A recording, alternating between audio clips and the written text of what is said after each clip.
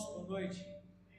Sejam todos bem-vindos. Que alegria estarmos reunidos na presença do Senhor essa noite. Sejam todos muito bem-vindos mais uma vez. Abrimos nossas Bíblias no Evangelho de Mateus, capítulo de número 5, versículos de número 34, 35, 36 e 37. Do 34 ao 37, do Evangelho de Mateus, capítulo de número 5. Enquanto os irmãos encontram o texto, eu quero louvar ao Senhor por tudo que Deus tem feito em nós e através de nós. Quero agradecer, tá ótimo, a todos os casais que estiveram conosco no encerramento da série Legado, na última sexta-feira. Vivemos algo incrível da parte de Deus e eu quero assim glorificar ao Senhor por todos que estiveram conosco na organização, na construção dessa série e todos que também disseram sim, decidiram viver e participar como casais. Que Deus possa abençoar. E o desejo da nossa alma, do nosso coração, é que tudo o que foi proposto nessa série venha trazer grandes efeitos de restauração, de curas, de mudanças e que nós possamos colher dos frutos que esta série nos proporcionou. Então, que Deus abençoe cada aliança. Foi apenas um início daquilo que nós ainda desejamos ampliar. 2026 está aí. E eu tenho certeza, certeza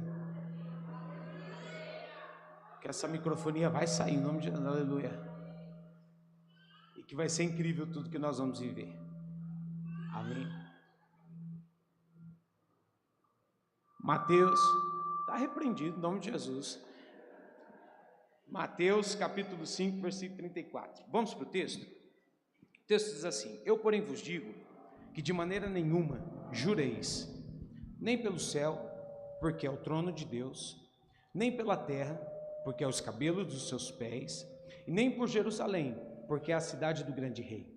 Nem jurarás pela tua cabeça, porque não podes tornar um cabelo branco ou preto. Seja porém o vosso falar sim, sim, não, não, porque o que passa disto é procedente do mal. Amém? Vamos orar? Pai, nós tomamos a autoridade que existe no nome de Jesus. Estamos na tua presença, Pai. Fomos tocados pela adoração, elevamos a Ti a nossa oferta, o nosso sacrifício, e nesse momento estamos desejosos de sermos alimentados pela Tua palavra. Eu oro para que os céus estejam abertos. Eu oro, Senhor, te pedindo que haja neste lugar movimentação de anjos. Nós amarramos, repreendemos, ordenamos que caia por terra toda influência maligna, toda, Deus, presença maligna que queira roubar a palavra ou que queira trazer algum nível de distração ou confusão no meio do arraial. Que seja repreendido na autoridade do nome de Jesus toda ação do inferno, toda ação de Satanás, e que a partir desse momento os nossos corações se encontrem como uma terra fértil, prontos para receber a boa semente do Evangelho, as boas novas do Evangelho, que é a Tua palavra. Eu oro, Senhor, para que com os céus abertos o Teu reino venha a este lugar e que a Tua vontade seja feita, assim na terra como nos céus. Como a Tua vontade nos céus é que não hajam enfermos, é que não haja dores, é que não haja cativos, que não haja miséria, que essa vontade também seja feita aqui na terra. Que enquanto eu prego a Tua palavra, o enfermo seja curado. Enquanto eu prego a Tua palavra, o cativo seja liberto. Que enquanto eu prego a Tua palavra, o Senhor possa manifestar neste templo, neste lugar, nesta casa de oração, os Teus sinais, os Teus prodígios e as Tuas maravilhas. Se conosco, Pai, em o nome de Jesus. Amém e amém. Glória a Deus. Queridos, capítulo 5 do Evangelho de Mateus, nós estamos falando, Jesus está falando, está ministrando o Sermão da Montanha, o Sermão do Monte. E quando nós chegamos nesse trecho dos versículos 34 ao 37, Jesus está ensinando sobre duas características fundamentais que a nossa palavra, ela precisa ter: a sinceridade e a integridade. Então Jesus está ensinando às suas ovelhas, aos seus discípulos, aos seus apóstolos, que toda palavra proferida por nós precisa ter fundamentalmente sinceridade e integridade. Claro que na ótica de Jesus, sinceridade e integridade significa viver de tal modo em que a palavra que eu fale seja suficiente, sem a necessidade de exageros, sem a necessidade de promessas, às vezes até mesmo infundadas, e sem a necessidade, sobretudo, de juramentos, para de alguma forma parecer a outra pessoa um pouco mais confiável. Jesus ele está exortando, dizendo que uma palavra proferida por nós em sinceridade e em integridade é suficiente, precisa ser suficiente. É uma palavra empenhada com transparência, com honestidade, é uma palavra empenhada com coerência, é uma palavra empenhada com a pureza de intenção, onde sim é sim, onde não é não, e sem a necessidade de nada mais dentro desse contexto. E tudo além disso, sobretudo, é olhar para uma geração, nesse contexto da fala de Jesus, que tinha como costume na época, fazer juramento para garantir credibilidade no que se falava. Então Jesus olha para essa geração, olha para os seus discípulos e diz: não sejam como eles, vocês não carecem de credibilidade na palavra através de um juramento, mas a palavra de vocês basta. Quando disserem sim, é sim, quando disserem não, é não. Então Jesus está orientando os seus discípulos: não jurem, nem pelo céu, não jurem pela terra, não jurem por Jerusalém, não jurem pelas suas próprias cabeças. Por quê? Porque tudo pertence a Deus.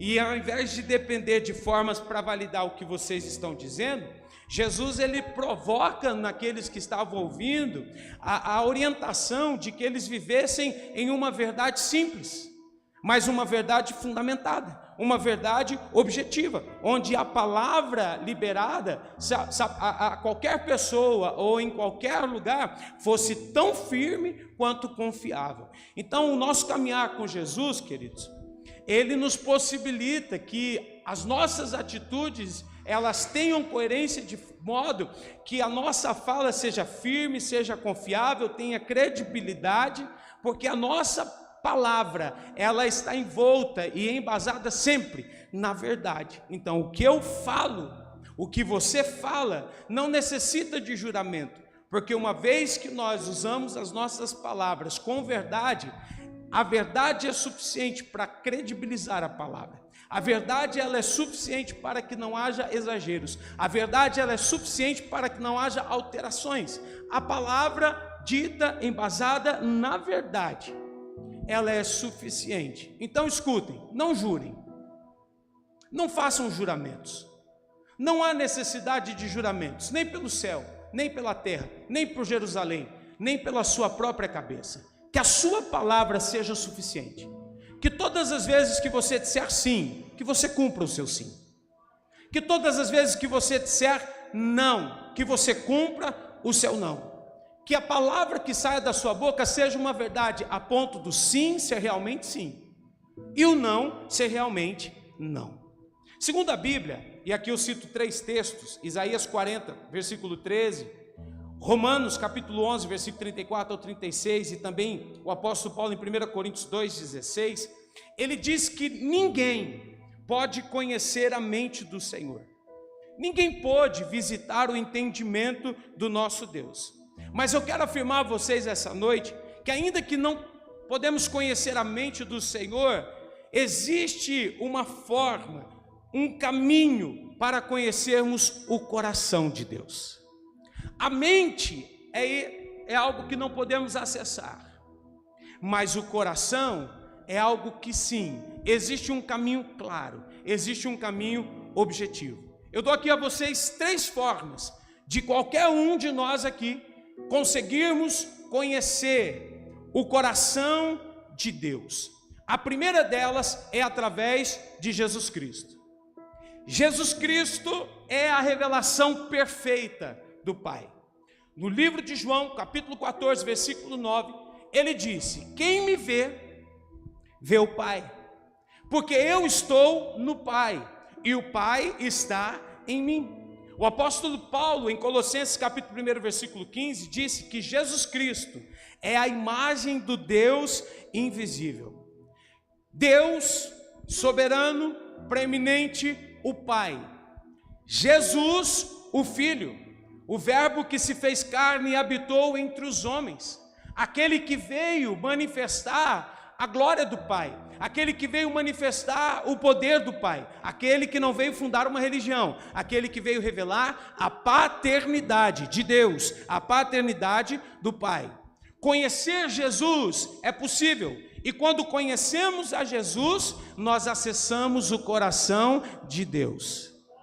Se o conhecimento que temos de Jesus, ele é um conhecimento raso, nós conhecemos o coração de Deus de forma rasa. Mas se seguimos a orientação de Oséias, no capítulo 6, versículo 1, ou versículo 2 ou 3, talvez o 3, conheçamos e prossigamos em conhecer ao Senhor. Quanto mais conhecermos a Jesus, mais conheceremos o coração do Pai. E eu quero dizer a vocês que independente do tempo que você tem em Deus, o tempo que você tem na presença do Senhor como um cristão, o tempo que você tem de ter aceitado a Jesus, ou se você não aceitou a Jesus ainda, é possível conhecer o coração de Deus por intermédio de Jesus Cristo, por intermédio do Filho. Se você conhecer a Jesus, você conhecerá o coração de Deus. A segunda forma que temos como caminho para conhecermos o coração de Deus é através do Espírito Santo. Porque o Espírito Santo, ele se revela tanto como um caminho interno, porque ele habita em nós. Nós somos a sua morada. Quanto um caminho relacional. Por quê? Porque é o Espírito Santo que nos revela o que está no coração de Deus. Você já usou em fazer uma oração parecida com essa? Espírito Santo, me fala, me diz, comunica comigo. O que está no coração de Deus? O que Deus tem como vontade para a minha vida, como caminho para a minha história, como uma direção para o meu presente e para o meu futuro? Espírito Santo, comunica ao meu espírito o que Deus quer de mim, ou o que Deus espera de mim. Há muitos que caminham acreditando não saber exatamente qual o seu propósito, porque às vezes não ousaram em perguntar ao caminho que nos leva ao coração do Pai, de forma interna e relacional, o que o Pai tem para as nossas vidas, o que o Pai tem como resposta, o que o Pai tem como caminho, o que o Pai tem como direção. Se você ousar perguntar ao Espírito Santo o que está no coração de Deus, eu quero dizer a você que o Espírito Santo vai te dar respostas, porque Ele é extremamente atencioso conosco, de modo que a Bíblia diz que até ciúmes de nós Ele sente. Há uma atenção linda do Espírito Santo conosco, e Ele não nos deixará em hipótese alguma sem respostas. Você entrou aqui essa noite precisando de um direcionamento.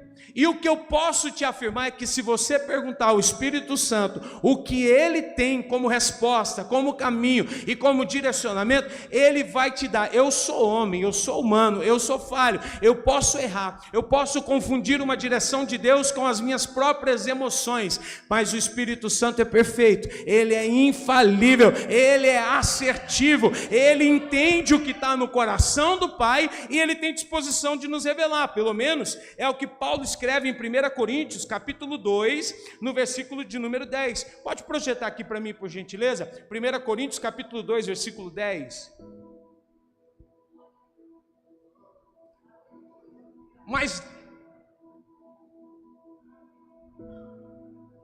Mas Deus nos revelou pelo seu Espírito, porque o Espírito penetra todas as coisas, ainda as profundezas de Deus. O Espírito a todas as coisas perscruta, é o que diz, até mesmo as profundezas de Deus. Olha que extraordinário isso. Onde mora o Espírito Santo? Dentro de mim. Onde o Espírito Santo tem acesso em Deus? Até nas suas profundezas. O mesmo Espírito que habita em mim acessa as profundezas de Deus. É o mesmo Espírito que, acessando as profundezas de Deus, o coração do Pai, consegue comunicar dentro de mim o que o Pai está pensando, o que o Pai está querendo, o que o Pai está apontando como uma direção. É o Espírito Santo que ilumina a igreja, a nossa mente. É o Espírito Santo que convence, igreja, o coração de cada um de nós. E é o Espírito Santo, diz a Bíblia, que nos guiará em toda a verdade. Quer conhecer o coração de Deus? Jesus. Quer conhecer o coração de Deus? O Espírito Santo. Vamos além. Há um terceiro caminho, e esse aperta um pouco. O terceiro caminho para conhecermos o coração de Deus é a obediência. Por quê? Porque conhecer o coração de Deus não é apenas aprender, não é só uma questão de ensino ou transmissão de informações. Conhecer o coração de Deus também é uma questão de experimentar. E a gente se volta para aquela velha analogia. Igreja, na opinião de vocês, como é que está essa água aqui, hein? Alguém pode sugerir? Alguém pode afirmar? Como é que está essa água aqui? Vocês acham que ela está gelada? Você acha que ela está mais ou menos? Está quente? Tá boa? É meio a meio? Engraçadinho. Flamenguista está feliz, né? Quem que é flamenguista? Levante as mãos. Vocês estão felizes? O importante é ver vocês felizes. A felicidade de vocês é importante para nós, tá? Nós todos palmeirenses aqui estamos solidários com a alegria dos irmãos flamenguistas.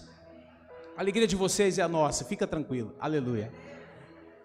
Você não pode afirmar como está essa água se você não experimentá-la. Deus está vivo. Vou falar de novo. Cristo vive. O Espírito Santo é um Espírito vivo. A presença de Deus, ela é invisível, mas ela é real. Ela é poderosa, ela é extraordinária. Então viver a Cristo não é só aprender. Porque o próprio apóstolo Paulo, ele afirma em uma das suas cartas assim, olha, às vezes só a letra, ela traz morte. Mas quando você consegue somar a letra com o Espírito, aí você tem vida. Uma vez que a letra pode matar, o Espírito pode fazer viver. Então nós não estamos aqui dentro de uma dinâmica onde a nossa vida relacional com Deus ou com o coração de Deus é apenas uma questão de aprendizado. Deus quer nos levar a experiências, Deus quer nos fazer vivenciar coisas extraordinárias, Deus quer nos fazer experimentá-lo como uma experiência verdadeira, como uma experiência real, porque eu dar testemunho sobre as minhas experiências, que Cristo é vivo, que Ele é real, que Ele é poderoso, é uma coisa. Você pode pegar o meu testemunho e compartilhar, dizer, olha, o meu pastor disse que Cristo é verdadeiro, que Cristo realmente, Ele existe, que Deus existe, que Deus é real. Outra coisa bem diferente é você dizer, eu vivi algo tão extraordinário com Deus, eu experimentei algo que eu nunca tinha experimentado, e eu posso afirmar que Deus é verdadeiro, que Deus é real, e que Ele tem no seu coração uma palavra para nós. Eu profetizo na autoridade do nome de Jesus, que muitos de vocês que estão aqui recebendo essa palavra, serão submetidos a experiências com Deus, com as quais nunca tiveram, porque o seu testemunho acerca da realidade dessa experiência, precisa tocar pessoas que vão cruzar a sua vida, e não vão cruzar a minha. Eu quero declarar que você entra numa espreita de experiências reais, verdadeiras, num tempo de experimentação. Você não vai só estar aprendendo de forma teórica, Deus vai te colocar em uma prática extraordinária. Isso porque em João 14:21, Jesus disse, aquele que tem os meus mandamentos e os guardas, esse é o que me ama. E ele termina dizendo, e eu me manifestarei a ele. Glória, glória, glória. Obedecer revela Deus. Como eu posso ver Deus? Pela obediência. porque ele se manifestará a quem se render, ele se manifestará a quem se dobrar, ele se manifestará a quem tiver em obediência. O quarto caminho para conhecermos o coração de Deus, eu disse que o primeiro é Jesus Cristo. O primeiro é, irmãos, por favor, o primeiro é, o segundo é o Espírito Santo, o segundo é, terceiro, a obediência. O quarto caminho para conhecermos o coração de Deus é a sua palavra.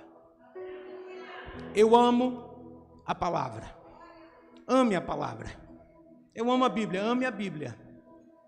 Medita na palavra, porque a Escritura revela o caráter de Deus, os desejos de Deus, os desígnios de Deus, os valores, os sentimentos. 2 Timóteo, Paulo diz, capítulo 3, versículo 16, que toda a Escritura, toda ela, é poderosa e inspirada pelo próprio Deus.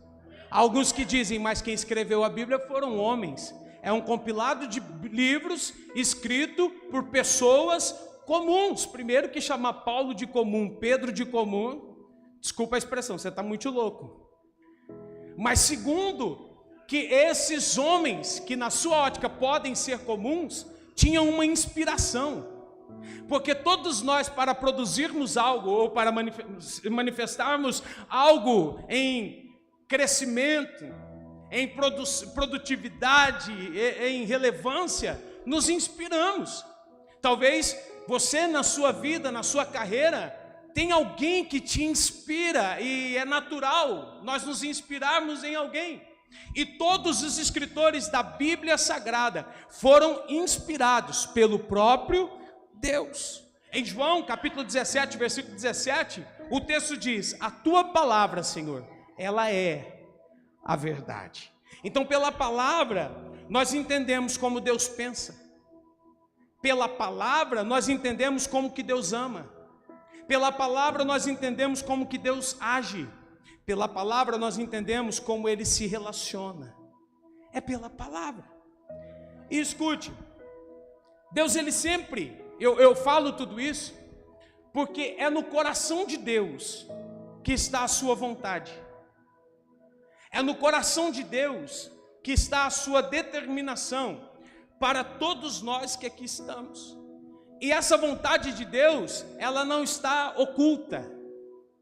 Essa vontade de Deus, ela é explícita.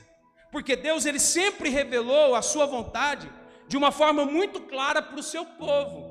Mas onde está a dificuldade de nós entendermos a vontade de Deus? É o caminho que nos leva ao coração dele.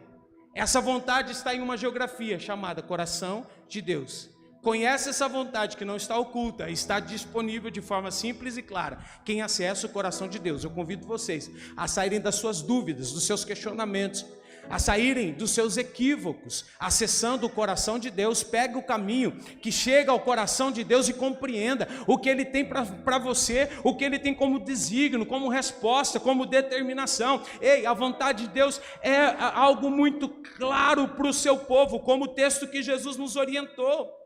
Sabe, seja porém a tua palavra sim, sim e não, não. A vontade de Deus é exatamente essa. Quando eu chego ao coração de Deus, eu apresento as minhas causas. E no coração de Deus eu tenho uma resposta. Se para aquilo que eu estou apresentando existe um sim, porque é claro dessa forma. Ou se existe um não. Ainda que muitos de forma equivocada pensem que a direção divina é confusa, ela não é. Sabe, a direção que Deus tem para nós é embasada em uma verdade, em uma firmeza e, sobretudo, em um propósito. Diga para quem está do seu lado: os sims de Deus têm propósito. Diga: e os nãos de Deus também têm propósitos.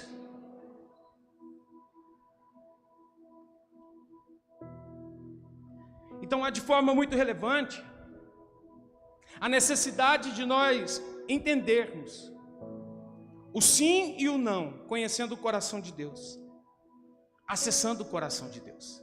Então eu inicio essa mensagem dizendo a vocês que nós precisamos tomar um caminho que nos leve ao coração de Deus. Mas há também a necessidade de nós conhecermos o coração do nosso sacerdote. E eu quero pedir licença a vocês, para poder falar um pouquinho sobre isso. Não quero que vocês entendam militância em causa própria, mas eu quero que vocês tenham uma visão mais ampliada do que a palavra ela tem a nos falar em relação a isso. Sabe por quê? Porque a própria Bíblia, ela reafirma a importância do coração do sacerdote. Como no texto de Êxodo, capítulo 28, versículo 30, quando Moisés ele é levantado para pensar acerca do templo, da ordem levítica que assumiria o sacerdócio, de toda a condução da casa do Senhor e dessa liderança que influenciaria todo um Israel. E nessa construção, Deus colocou o coração de Moisés que todo sacerdote tivesse uma roupa específica. E nessa roupa específica haveria alguns adereços, tais como o Urim e o Tumim.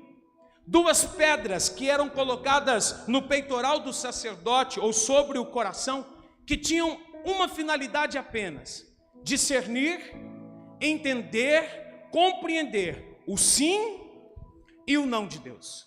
No coração do Eterno, no coração de Deus, está toda a direção para as nossas vidas e respostas de forma clara. Mas não de forma diferente, no coração do sacerdote existe também a direção por Deus do sim ou do não para o povo que Deus estabeleceu, para aqueles que as quais o sacerdote, que representa uma liderança espiritual, deveria influenciar através de um alinhamento. Urim e Tumim eram duas pedras que revelavam a vontade divina e uma vontade totalmente alinhada. E aqui eu falo de alinhamento. Não falam de dois corações divergentes, eu falo de dois corações alinhados. O coração do sacerdote com o coração de Deus, para que a igreja pudesse ter uma direção segura, para que a igreja pudesse caminhar de forma segura. O que me traz aqui o entendimento e a afirmação que onde há um sacerdote alinhado, a clareza, a resposta, a firmeza e, sobretudo, a concordância. E talvez a palavra que nós temos para extrair de toda a minha ministração hoje é concordância. Urim e o Tumim foram instrumentos instituídos pelo próprio Deus no Antigo Testamento. Ia sobre o peitoral, usado da roupa, usado pelo sumo sacerdote. Essas pedras colocadas sobre o peito do sacerdote tinham apenas uma finalidade: direção, discernimento. Qual é a vontade de Deus dentro das decisões importantes? Qual é a vontade de Deus com respostas objetivas? Se for essa pedra, é o sim. Se for essa pedra, é um não. Temos uma decisão a ser tomada, precisamos de uma resposta. Onde vamos? Ao sacerdote. O que está posto sobre o coração vem como resposta objetiva. Se Deus tem um sim, é sim. Se Deus tem um não, é não. Vemos isso de forma prática em Números, capítulo 27, versículo 21. Vocês estão entendendo a palavra? Números, capítulo 27, versículo 21, onde o texto diz assim: e apresentar-se-á perante Eleazar, o sacerdote, o qual por ele consultará, segundo o juízo de Urim, perante o Senhor. Conforme a sua palavra sairão, e conforme a sua palavra entrarão, ele e todos os filhos de Israel com ele e toda a congregação. Olha que interessante. Deus ordenou a Moisés que levasse Josué, a Eleazar, o sacerdote, para tomar do sacerdote uma direção. A direção não do sacerdote, Deus. Coração do sacerdote alinhado com o coração de Deus. Qual foram os instrumentos usados para isso? Urim e Tumim. Foi a forma a qual Deus falou naquele tempo de dúvidas e de questionamentos. Então, a resposta que o coração do sacerdote trazia era uma resposta alinhada com Deus, objetiva, dentre o sim e o não. E eu digo isso, queridos, afirmo isso porque apesar do sacerdote não ser um homem comum, mas alguém eleito pelo próprio Deus para uma função muito específica na vida do seu povo, Lá no Novo Testamento, o apóstolo Pedro, na primeira carta, capítulo 2, versículo 9, vai nos lembrar que esse sacerdócio agora não é mais uma tribo específica, mas esse sacerdócio agora é toda uma geração. E quando eu falo de um sacerdote com o coração alinhado com Deus, agora eu amplio a palavra, dizendo que esta geração, que Pedro chama de geração sacerdotal, precisa caminhar sobre direções claras, com o coração alinhado com o coração de Deus. Eu quero falar sobre 3 corações: o de Deus, o do sacerdote e o da igreja. Sabe quando nós vamos viver o extraordinário? Quando o coração de Deus, o do sacerdote e da igreja estiverem em concordância. Quando o coração de Deus, do sacerdote e da igreja, a geração sacerdotal, se encontrarem em concordância, nós vamos viver o extraordinário. Porque Jesus disse em Mateus capítulo 18, versículo 19 e 20 assim, ó: também vos digo que, se 2 de vós concordarem na terra, acerca de qualquer coisa que pedirem, gente, isso é muito forte. Se 2, eu aplico os 2, o sacerdote e a igreja, estiverem em concordância, não é sobre uma situação, não é sobre uma direção. Ele afirmou, acerca de qualquer coisa. O terceiro coração, que é o coração de Deus, que está nos céus, ele termina dizendo: qualquer coisa que pedirem, isso lhe será feito por meu Pai que está no céu. Porque onde estiverem 2 ou 3 reunidos em meu nome, aí eu estou no meio deles. Vamos lá. Quando o sacerdote tem discernimento e comunica a vontade de Deus, a igreja precisa responder através de alinhamento, através de unidade, através do quê? De concordância. Sabe o que Deus está nos chamando e nos provocando essa noite? A caminharmos em um mesmo ritmo, a caminharmos em uma mesma velocidade, a caminharmos em uma mesma direção, em uma mesma frequência.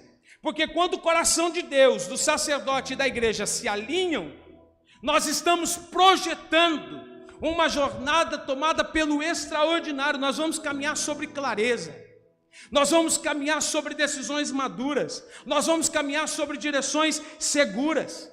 Sabe o que eu estou dizendo? O nosso sim deve ecoar o sim de Deus.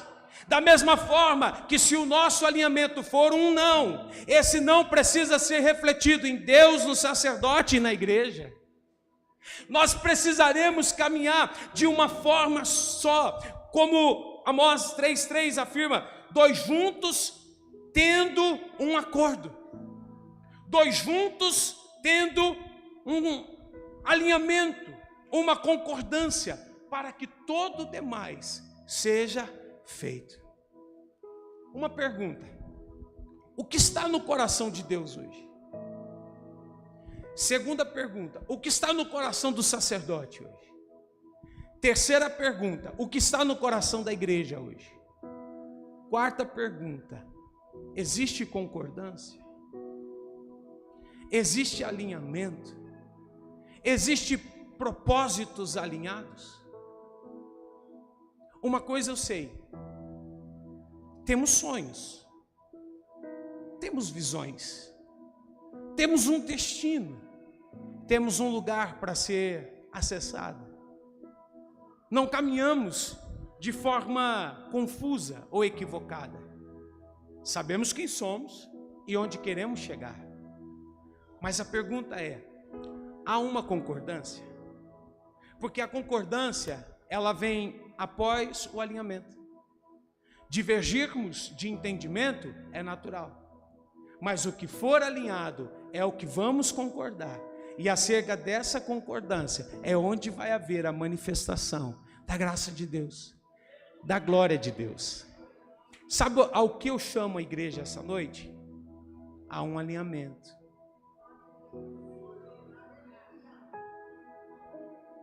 O que está no coração de Deus? O que está no coração do sacerdote? O que está no coração da igreja? Podemos alinhar? Primeiro Deus. Precisamos entender. Senhor, o que está no teu coração para as nossas vidas? O que está no teu coração para a nossa comunidade de fé? O que está no teu coração para as famílias? O que está no teu coração para cada um de nós? Segundo, há um alinhamento. Meu pastor, o que tem aí no teu coração? Como podemos entrar em concordância? Como nós podemos nos alinhar? Alinhados, pedimos a Deus. E Deus, acerca de qualquer coisa, fará. Sabe, eu vejo algumas importâncias aqui. Primeiro, a intimidade, o relacionamento com o Senhor. Conhecer o seu coração. Segundo, ser igreja. Ser corpo. Estar integrado.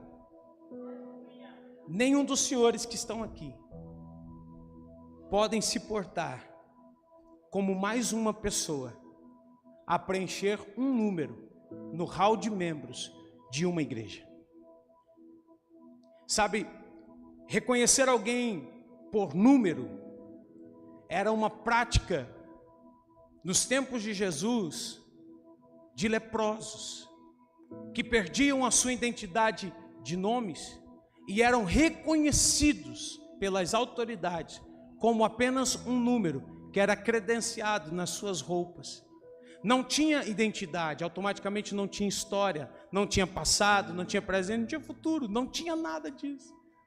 E hoje, nenhum de nós estamos sendo chamados por Deus para estarmos no meio de uma igreja como um número. Deus, Ele quer o posicionamento de uma igreja viva, de uma igreja santa. Põe aí 1 Pedro 2,9. Olha que coisa extraordinária que o apóstolo nos revelou. Deus está nos chamando para assumirmos um papel relevante na igreja em que nós pertencemos, no lugar em que nós servimos. Olha o que Pedro diz aqui: mas vós sois uma geração eleita, o sacerdócio real, a nação santa. Vocês são um povo adquirido para que anuncieis as virtudes daquele que vos chamou das trevas para a sua maravilhosa luz. Há um resgate proposto e realizado. Deus nos trouxe das trevas.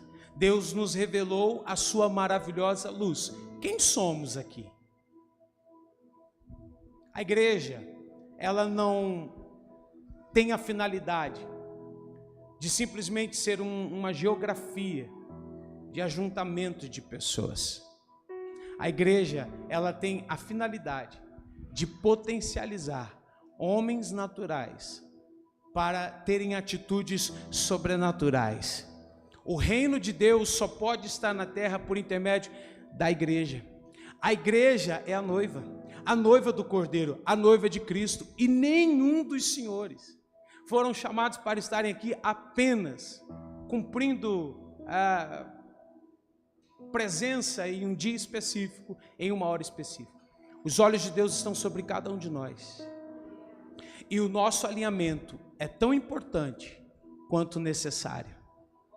Porque o poder, o mover e a vontade de Deus só vão se manifestar se o que está no coração de Deus vier para o coração do sacerdote, e que o que está no coração de Deus e do sacerdote atingir o coração da igreja.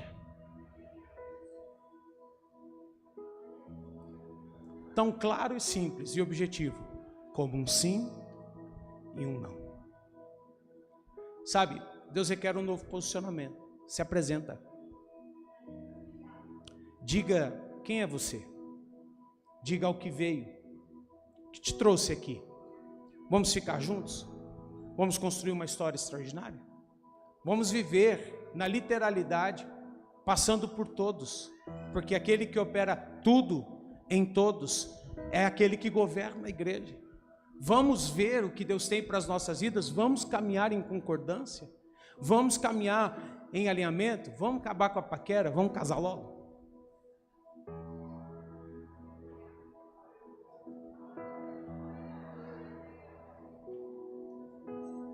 Eu não quero nenhum dos senhores frustrados por aquilo que vocês têm apresentado em oração, isolados, sem concordância com o coração de Deus, do sacerdote e da igreja, e que não tem se cumprido na sua vida, como se Deus não tivesse o poder para fazer, como se Deus não fosse extraordinariamente poderoso para realizar. Nós podemos, nós temos condições, se hoje estivermos dispostos a um alinhamento. Sabe qual é a resposta de Deus para você? Você precisa de uma igreja. Você precisa ser igreja. Você precisa viver na literalidade a igreja. Diga para quem está do seu lado: vamos andar juntos com acordo? Vamos caminhar com concordância sobre decisões maduras, sobre direções seguras? Diga para quem está do seu lado: podemos caminhar no mesmo ritmo? Podemos estar alinhados com o coração de Deus e com o do sacerdote? Podemos caminhar com concordância e assim desfrutar da revelação, da manifestação, do poder sobrenatural? Deus está nos chamando a sermos igreja. Mude o seu posicionamento. Sai de onde você está. Seja a igreja do Senhor. Acabou a palavra. Vamos orar.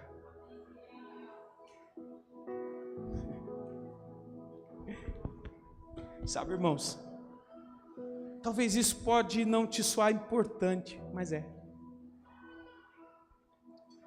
Tanto que Deus trouxe isso ao meu coração para que fosse falado. Para que isso pudesse te tocar. E para que isso fosse resposta para você. Ovelha tem que ter aprisco. Ovelha tem que saber qual é o nome do seu pastor. Qual é o coração que eu acesso para entender um alinhamento com Deus? Qual o coração que tem Urim e Tumim sobre o seu peitoral para me trazer uma direção, um discernimento e uma resposta? Nós precisamos de igreja. Nós precisamos de um sacerdote. Fecha os teus olhos. Senhor, nós te buscamos com toda a nossa força, de todo o nosso entendimento. Eu te agradeço, Pai, pela tua palavra e pelo discernimento dela. Pai, obrigado por nos dar o caminho para conhecermos o teu coração. Oramos essa noite para que Jesus Cristo nos leve ao teu coração. Oramos essa noite para que o teu Espírito nos leve ao teu coração. Oramos essa noite para que a obediência da tua palavra nos leve ao teu coração. Oramos essa noite para que a tua palavra nos leve ao teu coração. Eu oro, Senhor, para que acessando o teu coração possamos entender qual é a tua vontade, qual é o teu propósito, qual é o teu desígnio. Eu oro, Senhor, para que aquilo que eu carrego no meu coração esteja totalmente alinhado com o teu, disposto, eterno, de toda e qualquer vaidade, mas com o desejo de abençoar e de ser assertivo no direcionamento dos teus filhos. Eu oro pedindo que o meu coração esteja alinhado com o teu coração. E nesse momento eu te peço que o coração desse povo, dessa multidão que chegou aqui essa noite, busque estar alinhado com o seu coração e com o meu coração. O Senhor nos elegeu nesse lado de Campo Grande, no interior do Brasil, no hemisfério sul do mundo, para sermos uma igreja relevante, para sermos uma igreja que se levanta nesse tempo como o sal da terra, como a luz do mundo, como um farol de direcionamento para as almas que estão perdidas, cativas, aprisionadas, precisando da tua voz, da tua salvação, da tua intervenção. Senhor, que esta palavra comece a ativar corações que estejam adormecidos, que estejam, Senhor, desanimados, muitos pela frustração, muitos por tristezas que vieram até mesmo de homens de lideranças de igrejas, mas que precisam nesse tempo serem reposicionadas para que o teu extraordinário se manifeste. Senhor, a tua palavra declara: como ouvirão se não há quem pregue? Como crerão naquele de quem nada ouviram? A tua palavra tem um comissionamento para todos que estão aqui, não só para o pastor, nem só para os ministros, os obreiros, mas para todos. Que sejamos o sal, que sejamos a luz, que sejamos uma ponte, que sejamos, Pai, canais de bênçãos e de salvação. Mas não andaremos juntos sem concordância e sem acordo. É por isso que eu oro, para que feridas antigas sejam curadas, para que sentimentos passados possam vir, ó Deus, serem suprimidos por uma liberação que só o céu tem, e para que pessoas que estão aqui com talentos escondidos, com chamados escondidos, com sonhos escondidas, possam, ó Deus, se levantar. O Senhor é Deus que levanta, a tua palavra diz.